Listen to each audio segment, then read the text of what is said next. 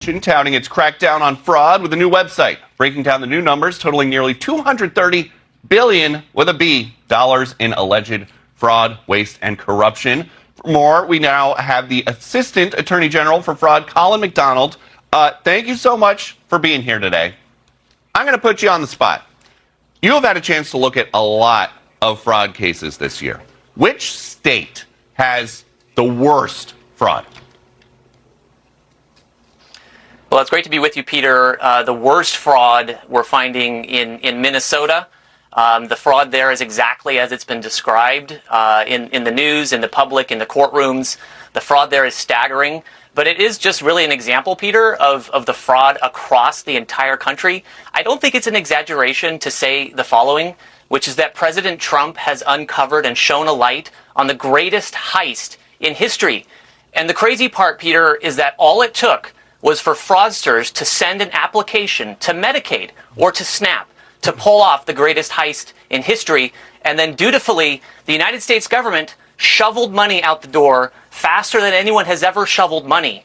You'd never run a bank like that. You'd never run your house like that. And under President Trump and Vice President Vance's leadership, we're never going to run our country again like that. And you're doing this in an era where you'll see something like a tweet or a post on Facebook and think, there's no way that this is real. This seems too crazy to be real.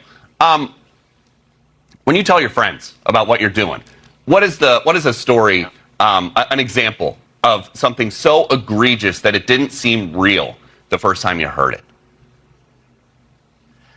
Well, those stories are a dime a dozen these days, Peter. Some from just this last week in Pennsylvania, where we charged 18 defendants just in the prior 2 weeks in this home care program, which is designed to keep elderly out of the nursing home. And what we found is that individuals signed up, even like fathers and sons, they would sign up, pretend like they needed this home care, and then the son would not in fact provide the care. And in some cases, the person responsible for giving the care was actually in prison at the time that they were saying they were giving care to their elderly father or grandmother in the home. In one case, where someone said they were giving care to someone in the home and being billed and billing Medicare, when in fact, at that very moment, they were at a traffic stop receiving a ticket for possession of marijuana.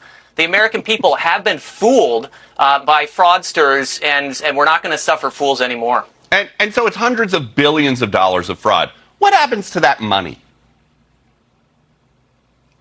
So that money, when it goes out the door, is in most cases, it's gone forever. It dissipates, it disappears, it flows to foreign countries. There were about $300 million a year traversing through the Minneapolis airport. 99% higher cash flowing through the Minneapolis airport than any other airport in the United States of America. So this cash, it walks away. It's very difficult to be able to track down, and that's why the historic pay and chase model of the Biden administration in prior years does not work. We need to do what Vice President Vance is championing, which is to bring together the whole apparatus of the federal government to ensure that there are strict front-end security protocols to make sure that this money, that the generosity of the American taxpayer, that money actually goes to the people that Congress intends it to go to and not into the pockets of fraudsters. And we know that pretty much every field, everybody watching has a job where AI is getting incorporated more and more to make things smoother and faster. Are you guys able to use AI models to look at the different state and county books? So it's a great question, Peter, and you might be amazed to learn that historically the federal government and our fraud-fighting apparatus has not used AI. They've not embraced it at a wholesale level. But guess who does use AI? The fraudsters use AI to concoct receipts, to concoct medical visits. They use it to hide their conduct, and we have not been using it to uncover their conduct. But that's over. Those days are over. With the new fraud division, we are building AI tools that we can use to be able to shine the light on the fraudsters and make sure that we can prosecute as many of them as we can.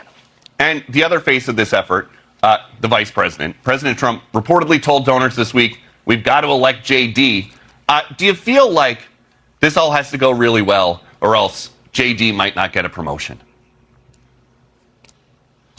You know, it's been an absolute pleasure working with the Vice President. He is the exact right person that we need to bring together everyone to focus us on this no-fail mission that is saving the taxpayer dollars. The Vice President has been doing an amazing job, really the only one in the United States who could bring together everyone on this issue and to make sure that we do it the right way and that we don't take shortcuts. And we're not taking any shortcuts on this, Peter. We are building an enduring division at the DOJ and enduring protocols and regulations throughout the federal apparatus to make sure that we're no longer going to be robbed of our hard-earned money. This is a very